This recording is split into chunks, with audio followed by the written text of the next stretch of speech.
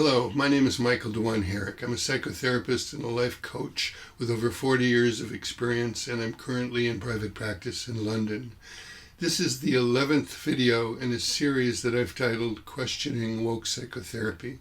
In this video, I'll be talking about identity and describing 6 different sources of identity. Further, I'll be arguing that woke psychotherapy, as informed by critical social justice theory and identity politics, has a horribly limited conception of identity that it uses to promote its ideology and its social agenda, and I believe creates more problems than it solves.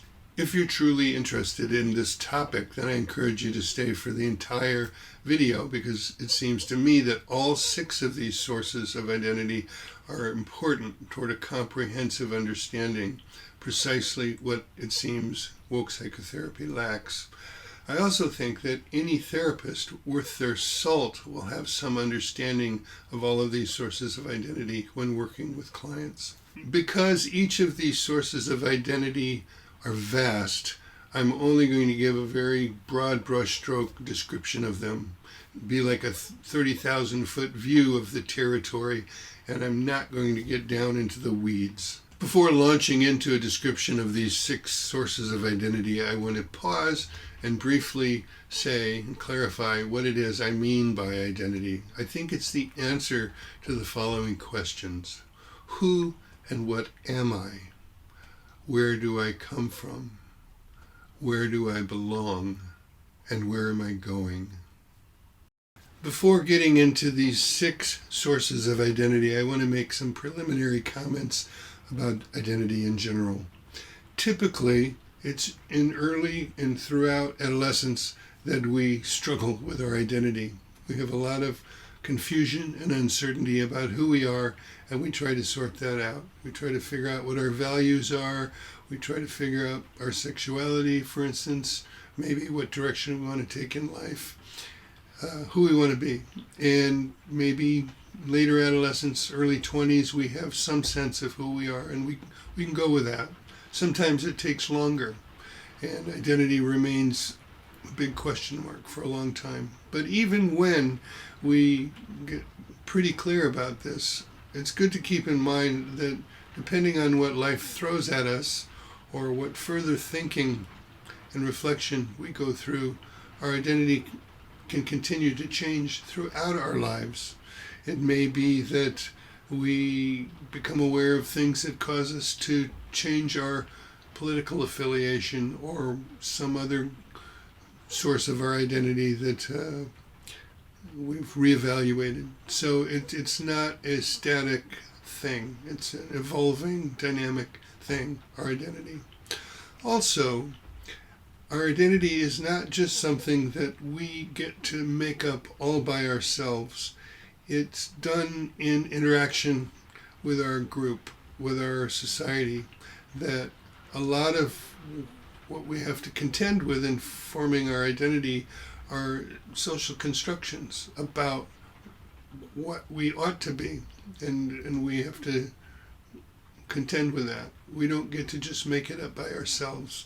It may be that we will disagree with what we're expected to identify with, and we may challenge that, and there may be room for negotiation.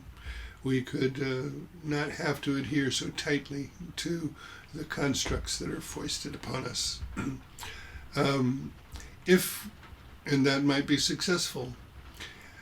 If we decide to identify in a way that's not recognized by our culture, by our group, we may need to bear that. We may have to be willing to pay the price to be who we want to be.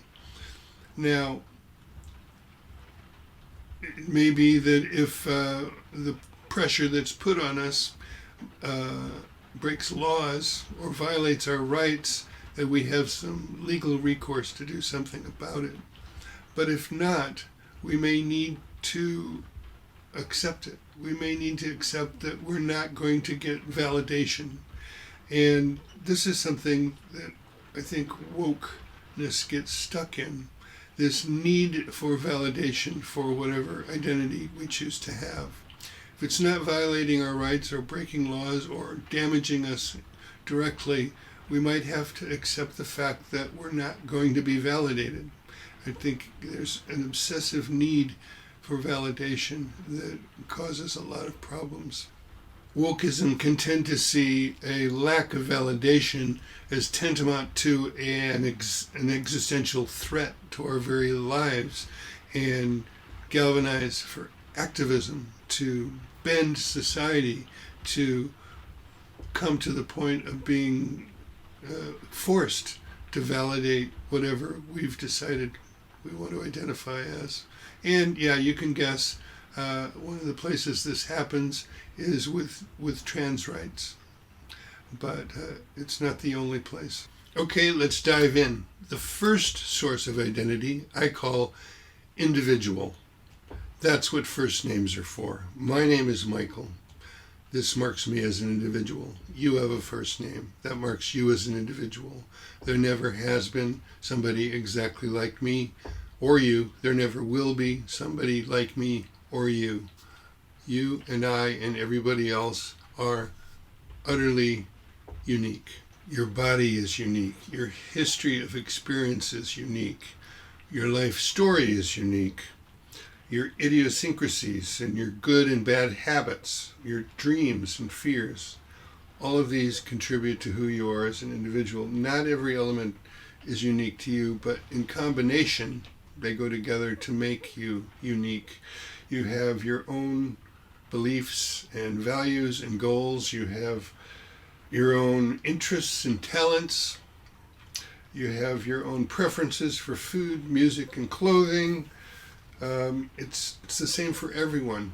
We all have unique combination of individual experiences and stories and preferences that make us the only one that's us. That's our individual identity. And I say this is true for everybody, no matter how boring somebody may seem to the incurious eye. If you look closer, they're unique. They're different than anybody else. The second source of identity, let's call family. That's what our last name or our surname is for. It begins to answer the question, where do I come from and where do I belong? Whether we're from a traditional family, a blended family, an adoptive family, a step family, we tend to identify with our family members, both immediate and extended.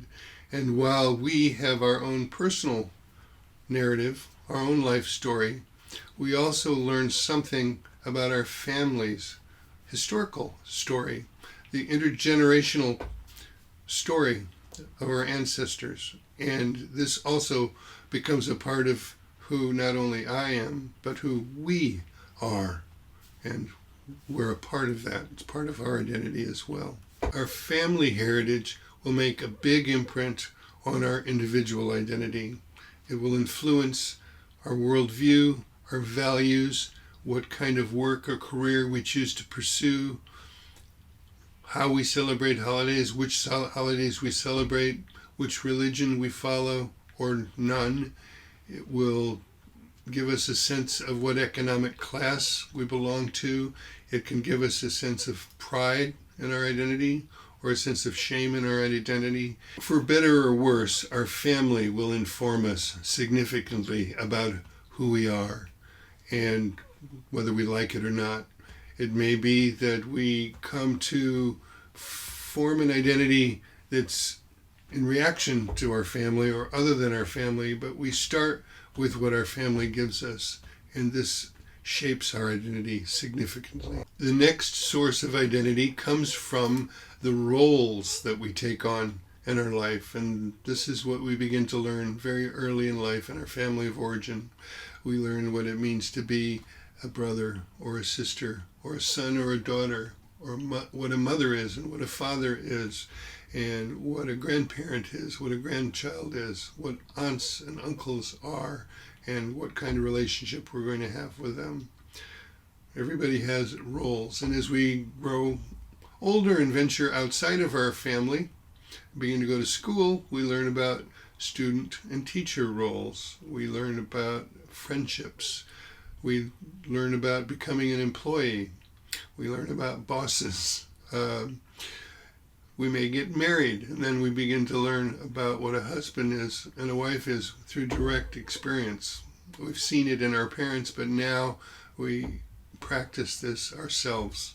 Our individual identities are shaped by our reliance upon and our responsibility toward others. The nature of these relationships contributes a lot to our sense of identity. And by the way, in terms of psychotherapy, we can recognize that there are the roles of the therapist and the client, and they're different. The next source of identity comes from our tribal membership. When we move beyond our family and we join another group, we could call that our tribe. As a student of cultural anthropology, having studied tribal life throughout the world and on different continents and throughout time, I had a certain conception of what a tribe is, but I think the term is now more broadly applied to any social group that comes together with some sense of a shared story and a shared purpose.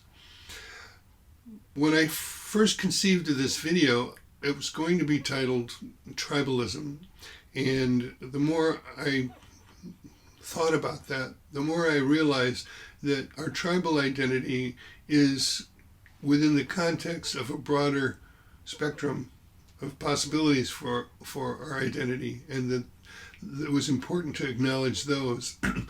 And that's precisely where I think woke goes wrong.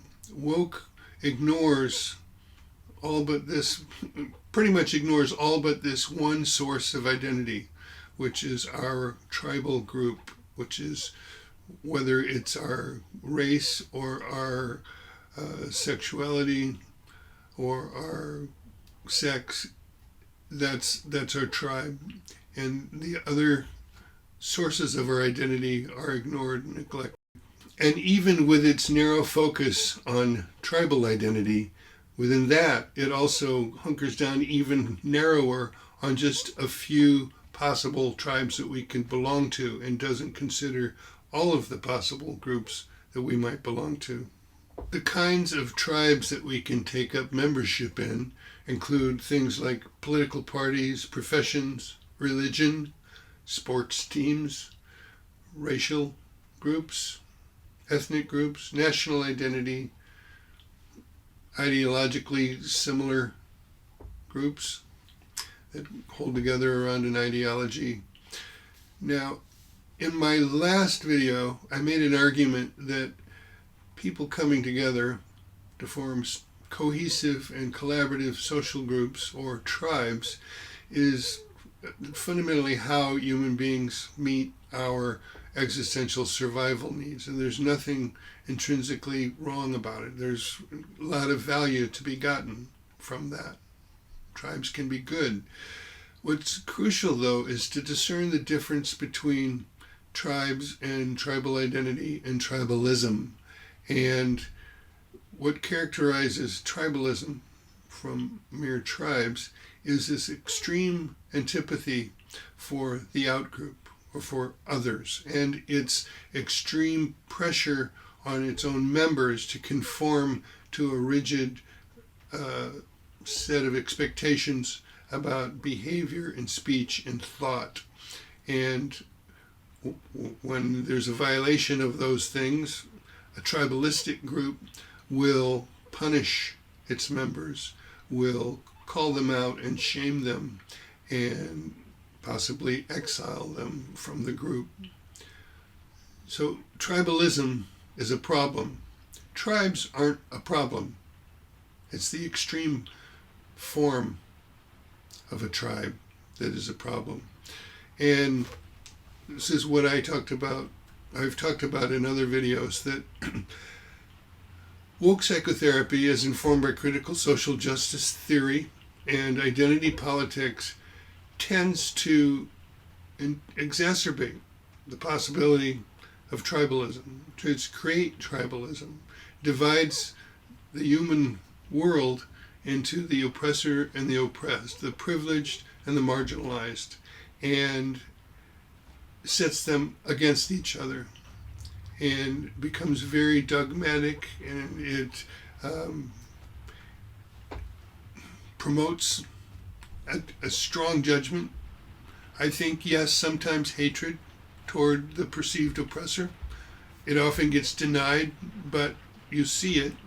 And it also, as has been said, maybe you've heard this, the extreme left tends to eat its own, that the more they need to demonstrate their virtue and the correctness of their view, the more they will call out their own for violations of the ideology or of correct speech and behavior. The thing that I find incredibly ironic is that the things critical social justice or wokeism claims to care about and want to eliminate are the very things that happen whenever tribalism rears its head.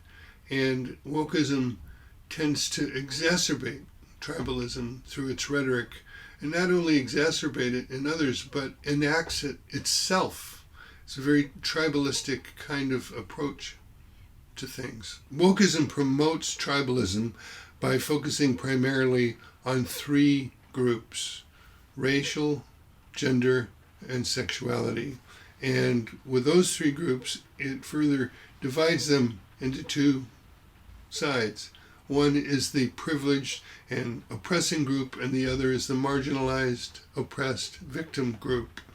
And it holds the people who belong to the oppressing group complicit for the suffering of the people in the oppressed group. And it does this without reference to any overt thought or behavior of a member of the oppressing group. Now, it has an argument for this. It's based fundamentally on the notion of implicit bias and systemic oppression or systemic racism. Despite the fact that it's been shown more than once that implicit bias does not, if you can suggest that somebody has implicit bias, you can't demonstrate that it actually affects their behavior. And nor are they able to draw any direct empirical connection between the behavior of somebody with implicit bias with systemic oppression.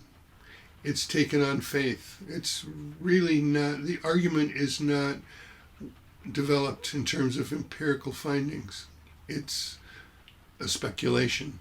As I said, tribalism was going to be the focus of this video, but now I want to situate this within the collection of 6 different sources of identity and point out that so far as we've come, wokeism does not address individual, family, or role sources of identity. And in this way, I think it has an impoverished understanding of human life. There are 2 more sources of identity that are available to all of us, so don't leave yet. It's these sources of identity that allow us to not get caught up in the destructive animosities and conflict of tribalism. Wokeism's failure to recognize these, much less validate and promote these sources of identity, are what makes it incapable of liberating anybody or of ushering in anything that looks like a harmonious social order. The next source of identity I call human or common humanity. In the famous words of American psychoanalyst Harry Stack Sullivan, we are all more simply human than otherwise. Our common humanity is or could be a source of identity for all of us. From the point of view of common humanity, there is no dehumanization of members of outgroups. There's no strong hatred of others. What there is a recognition of everyone's universal human rights. What there is empathy. And there are still tribes. There will always be tribes. There will always be nations and countries. There will always be borders. But these can exist with a recognition of the fundamental humanity of those who are different from ourselves, whether this is at a national level or whether this is at the level of our identity politics in the States or in the UK, between wokeism and anti-wokeism, that we can recognize each other's underlying humanity. I know it sounds like some kind of idealistic notion, but it's really what's needed. And wokeism is pretty much silent on the matter of common humanity.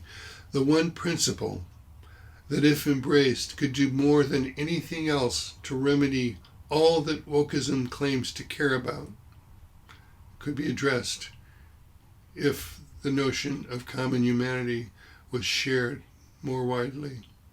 In my third video in this series, I address human universals. So, as I said, these are broad brushstrokes. If you want to do a deeper dive into what I think human universals are, and therefore what common humanity is about, you might check out my third video. I go into a lot of detail and depth in that video. The sixth and last source of identity that I'll talk about, I call cosmic. It can go by other names. Another word that's used is the transpersonal. But this comes from a direct experience of interconnectedness and oneness with the entire universe. It can be triggered by gazing at the night sky or some other natural wonder. It can come from meditation or contemplative practices.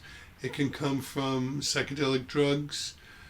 But what it is a transcendence of the self. It's getting outside of the ego. In a sense, it's getting beyond all of the other levels of identity that we have and identifying with the entire universe. Our cosmic identity comes from an experience of going beyond our skin-encapsulated ego and feeling continuous with the vastness of space and with eternity. For those who've experienced it, you know it's real. You know it's impossible to describe, but you know it's real. For those who haven't experienced it, it might sound interesting, but it might sound like a load of nonsense.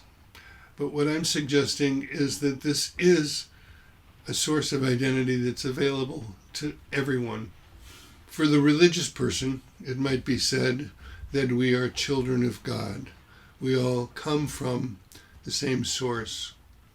We all belong to that. We all return to that. And as such, this is the most important source of our identity, even beyond our identity as human beings. Of course, it's true, as many of you may be thinking right now, that religion and the belief in God has been, as much as anything else, a great source of tribalism, when the name of God and the concept for God is crammed into a tight little box, and the doctrines that flow out of it are held too tightly. Then what we see is great tribalism. We see a great othering and demonizing of the outgroup, of the non-believers. So this is true, but this doesn't negate transpersonal awareness. It doesn't negate cosmic consciousness. It doesn't negate a direct connection to the fundamental source of the universe and the universe itself. It doesn't negate that. It's simply evidence of how confused human beings can become. If we can have the transpersonal experience one way or the other, and we can root our identity there, then we can have an answer to the question, who am I? What am I? Where do I come from? Where do I belong? And where am I going? It says, I am a product and a part of the universe. I belong to it. I came from it, but I never left it. And I will return to that from which I never left. And this comes with the self-evident knowledge that all beings share this very same source of identity. I believe that our great challenge is to recognize the importance and the value of at least these 6 sources of our identity. They each provide something for our psychological well-being. They can give us a sense of meaning and purpose and self-understanding. They can answer the questions, who and what am I? Where do I come from? Where do I belong? And where am I going? They don't provide the same answer. Sometimes the answers seem to conflict, but each one provides a valuable perspective that if we contemplate them all, they can give us a sense of our place in the world and our place among our fellow human beings and suggest how to proceed. To neglect all sources of identity but tribal identity and become tribalistic about that, I believe, is a great mistake. When any group, any tribe may be subject to unjust treatment, then it makes sense for members of that tribe, members of that group to come together in solidarity and to have support from non-group members who are allies. That can be important, and there can be an advocacy to rectify the injustice. But when that becomes one's principal way of being in the world and these other sources of identity are neglected, then it becomes a trap, it becomes a prison. When our natural curiosity and skepticism is crippled by a dogmatic ideology, then we lose. Then we imprison ourselves more thoroughly than any oppressor ever could. The way forward is not to rely on caricatures that tell us who we are and who other people are, and to use those caricatures to tell us what's true and what we should do about it. The way forward is to recognize and embrace the great complexity of our natures, of ourselves and of others, and particularly to recognize our common humanity and our cosmic connectedness. And by the way, I would recommend that this be applied to the training of psychotherapists and the practice of psychotherapy. Well, thank you for staying with me till the end. This is the end now. If you like this video, please give it a like, subscribe to my channel, hit the bell for notifications, leave me a comment. Always like comments. Share this video with a friend or somebody you think might be interested, and please come back. Love to see you in the next video. Until then, take care, be well. Bye-bye.